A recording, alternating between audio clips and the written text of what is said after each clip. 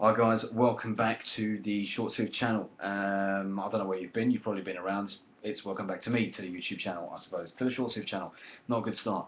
I haven't done any Blu-ray DVD reviews for a while, purely because I've been waiting to get my movie quota in. I was waiting to watch 5 movies before I update you guys, but I've just been so busy. It's been so hectic recently that I haven't got around to watching 5. I'm only up to 3. Heaven forbid. So I decided rather than leave it to drag on any longer, I'm just going to update you guys on the 3 that I have watched so far. A little bit of a weird mixed bag for you, nothing too current, but basically all stuff that I've got, stuff on Blu-ray, stuff on my 1001 film list to see before you die. I thought I'd just do it, get it out there, over and done with, then we can pick up again with doing 5 videos in a row. So apologies for the absence with regards to the update videos, but I'm back and here's the first one, because I'm not going to bullshit around anymore. I'm not going to do all the introductory talk, which bores everyone so much, as I understand it. So, first film. Oh, I flashed it on screen. I've got to wait until I do the introduction before I show it. First film is a film that I heard about. It came out about a year or two ago. I saw the adverts in the cinemas. I thought, yeah, it seems kind of interesting, but it seems another typical horror film, which seems like it has some good elements, but really it's something we've all seen before. And the film is called Triangle. This film, I mean, it's kind of hard to sum up. I did watch this almost like 3 weeks ago now as well, so it's a little bit hard to remember exactly what was going on in it because it's such a complex film in some ways. But essentially, this girl here, who I've no idea who she is, I've no idea who any of the cast are because they're all pretty much no names. Basically, she has a little boy. And it begins with her with this little boy telling him off for having spilt something, but then she then goes away. It leaves that scene very, very quickly, and you think that's a bit of a weird scene at the beginning of the film. She's just telling off a little boy, and then she goes off with some friends on a yacht and takes to the sea. And they go on this trip in the sea, in the yacht, and she's always a bit weird. She's a bit weird. It's a bit like, what's wrong with you? She's not like her other friends. Anyway, this freak storm occurs, and the yacht capsizes, and one of the people on the yacht dies. And while the yacht's overturns, those who survive scramble on top of it. The storm passes, and like, what the fuck just happened there? Then this boat comes, and it's almost like the archetypal ghost ship that we've seen in many, many films. It comes out of the gloom, and it pulls up, and there's a figure on the boat up there. You can see this figure looking down at them, and they're calling, screaming to get the figure's attention. The boat stops. They clamber aboard the boat. So it's her, this guy, and another guy, and another girl, and another guy as well. That's a good way of summing it up, isn't it? And anyway, without going into too much detail, they get on this boat. It's completely derelict. There's nobody else in there, and they're wandering around trying to find out what the fuck's going on. And there's all these weird things, like they're walking around the boat, and all of a sudden they find her house keys just lying there in the other way, and she's been with the guys all the time. It's like, how the hell did they get there? And then these people that she's with start dying, and they start accusing her of having killed the other people, and you're all a bit like, what? Anyway, without spoiling it, because it's a little bit hard to spoil it, a little bit hard to tell this without spoiling it, something happens. She sees something which is like, it blows her mind, and essentially everything goes in a loop again. So all of a sudden she's on the boat looking down at the boat approaching the capsized yacht, where she is still down on it with all her friends on top of the yacht. And you're like, what? Basically, it's like a Bermuda Triangle of events, and this happens about 4 or 5 times. This series of events loops, and it changes ever so slightly every time. Now there's a lot of good tension in it, a lot of it is staying on top of what's going on, because you've got to remember what happened in previous scenarios to work out what's going to happen in this one, and subsequently what will inevitably happen in the next scenario. And it goes round and round and round.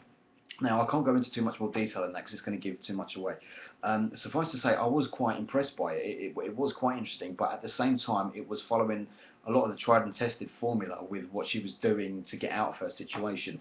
Anyway, it has a pretty bleak ending, a very weird ending if you ask me, which I like, because I like bleak and I like weird, particularly when it comes to endings. And this was a more commercial film that got in quite big in the cinemas and everything, so it's nice to see a film end in a way which leaves people like, oh shit, do you know what I mean? You really must watch it to check it out and find that out. It was shot superbly. The scenes at sea are fantastic. The boat really feels rusted and old. You can almost smell the salt water.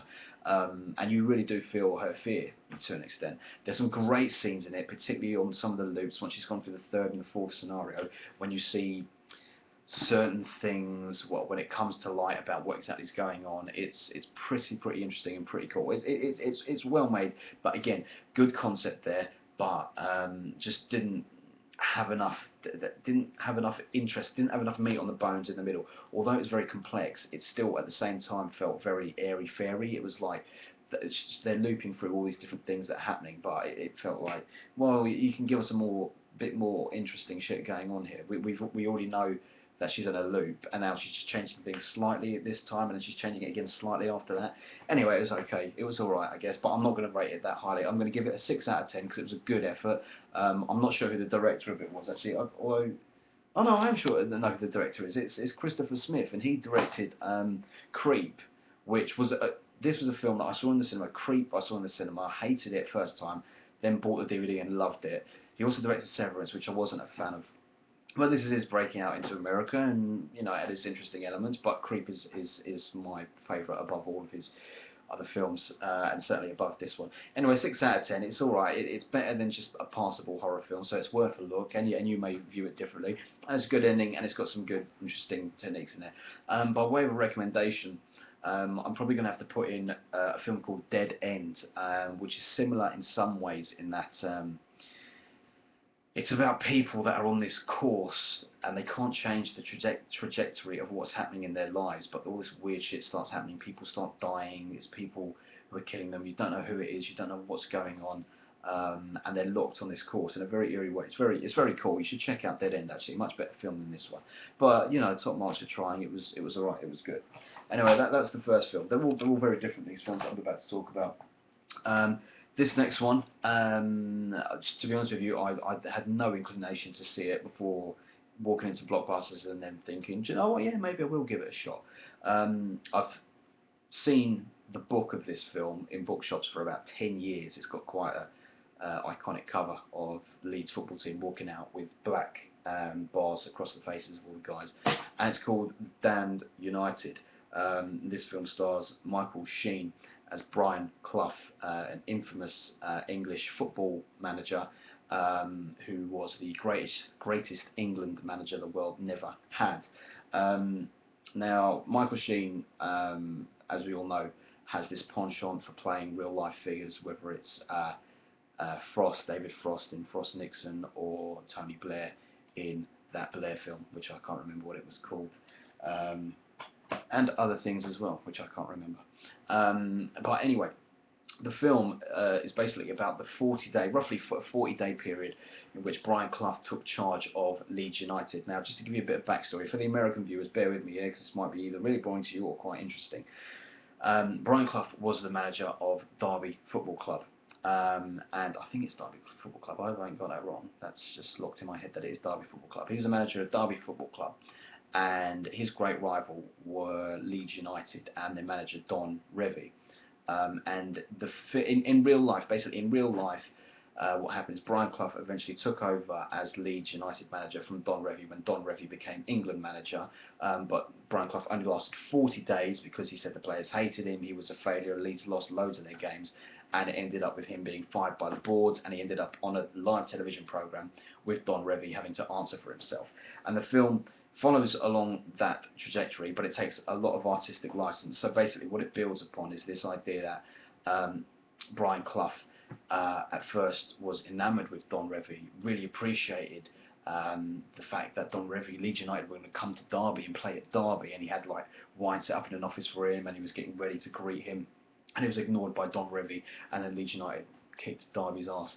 And from that, Brian Clough became bitter and twisted, and then said all these horrible things about Leeds, that they cheated their way to victory all the time. That much is true in real life. And anyway, he takes over the job. He doesn't get on with the Leeds United fans, the players, or the fans for that matter. They don't forget what he said about them. That they don't play for him. It's really good. Basically, anyone who knows Brian Clough, this is mainly a film for British people. I've got to say, because I think American people may be interested in it. But if you're a fan of football and if you're British, then you're going to get this a lot more because his performance as Clough is excellent. He really does do some great scenes, some great acting. You can see Brian Clough doing it himself. And what is great after you watch this film is if you go back and watch some of the interviews with Brian Clough at the time, it's remarkable how much Sheen is like him. Um, the film really has a lot of heart to it as well. A lot of people kind of criticised the film, said, "Oh, it didn't hold that much. It was a bit boring. We expected more." I really, really liked it actually. I thought it was really good. I'm giving it an 8 out of 10. It's a really good biopic of the man. In that small period, although it does take artistic license, but it's great. Football fans go out and watch it, even if you are a young football fan and you don't even know who Brian Clough is. Check this out and get a bit of backstory and a bit of history on English football or football in general. It's 8 out of 10. It was a great film. By way of a recommendation for it, I'm going to have to go with something like. God, it's tough because it's sports and it's football and it's British. It's like it's hard. I guess it would be something like. I don't want to undersell it and say recommend something like Goal, because Goal, right, with Santiago, that football player, was like such an Americanized, glamorized version of football. It's not like that. It's very much like this. Very hard to pick a recommendation for it, a film like it.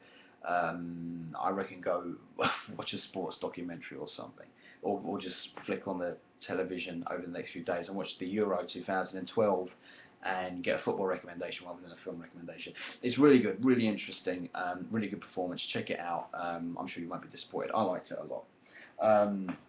Sorry if I'm being a bit vague with these descriptions. It has, as I say, it's been a while since I watched them as well. I won't leave it this long before doing reviews in future. I'll try and keep it compact and concise as well. Now the last one, as I said, there's only 3 this time. Not a Blu-ray, and this is a film off my 1001 film list to see before you die. So not a more recent film, something quite old, something that doesn't even merit a review in this day and age because everyone knows, well, pretty much everyone knows quite a bit about it and agrees that it's quite a fantastic film. And the film is Tootsie, starring Dustin Hoffman. This is also my nickname, by the way, Tootsie. This is what people call me. That's not the truth. Dustin Hoffman plays an actor who just feels shunted. He isn't being given any roles, his agent's not doing well for him, and Dustin Hoffman's also an awkward actor who doesn't get along with a lot of directors. He's always trying to bring his own impulses to the script, which leads to a lot of conflict with his cast members and directors and producers and what have you.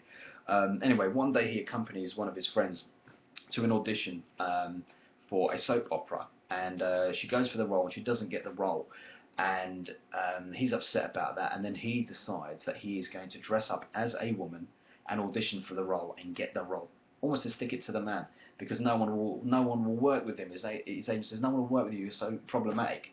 And Dustin Hoffman's like, "Right, I'm going to get a role, I'm going to show the world what a great actor I am." And he becomes this character, Tootsie. I can't remember what her actual name is. I think it's Dorothy Michaels, that's right. He plays a lady called Dorothy Michaels.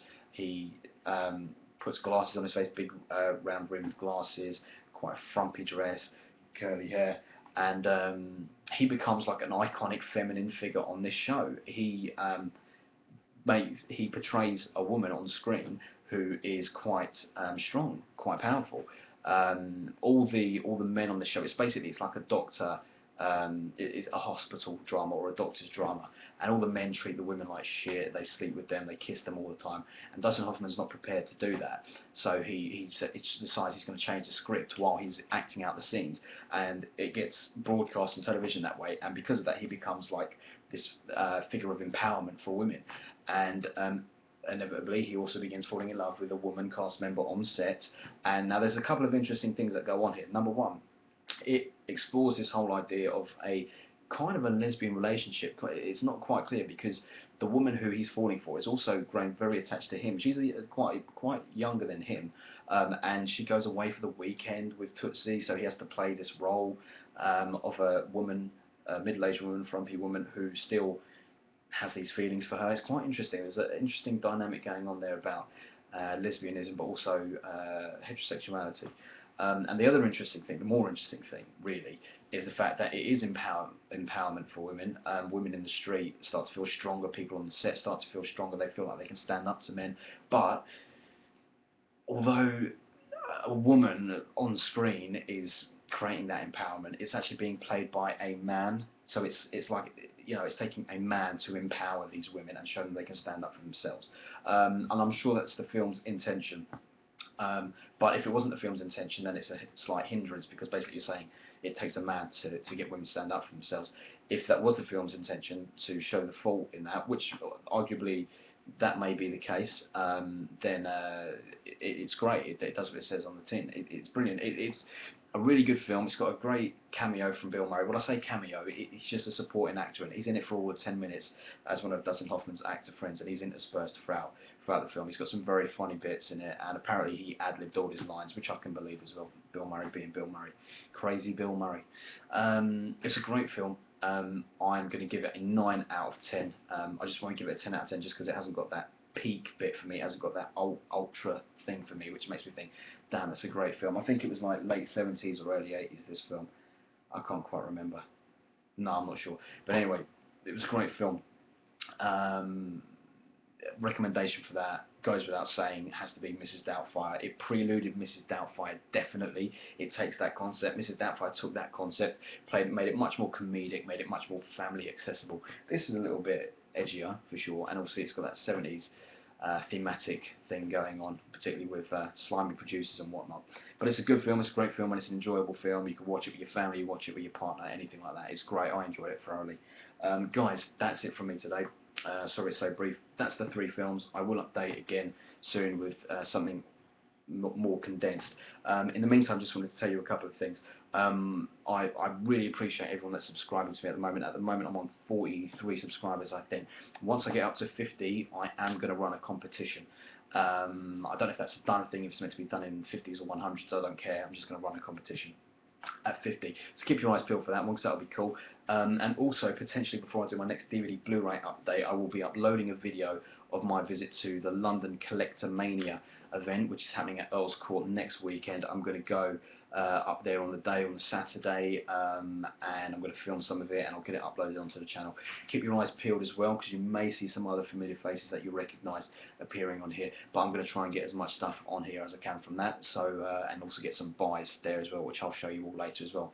Guys, thanks very much. Everyone that subbed, thank you very much. Everyone that I watch, keep up the great work. I love what you're doing. I love what we're all doing. Thanks a lot, and take care. I'll see you soon. Bye-bye.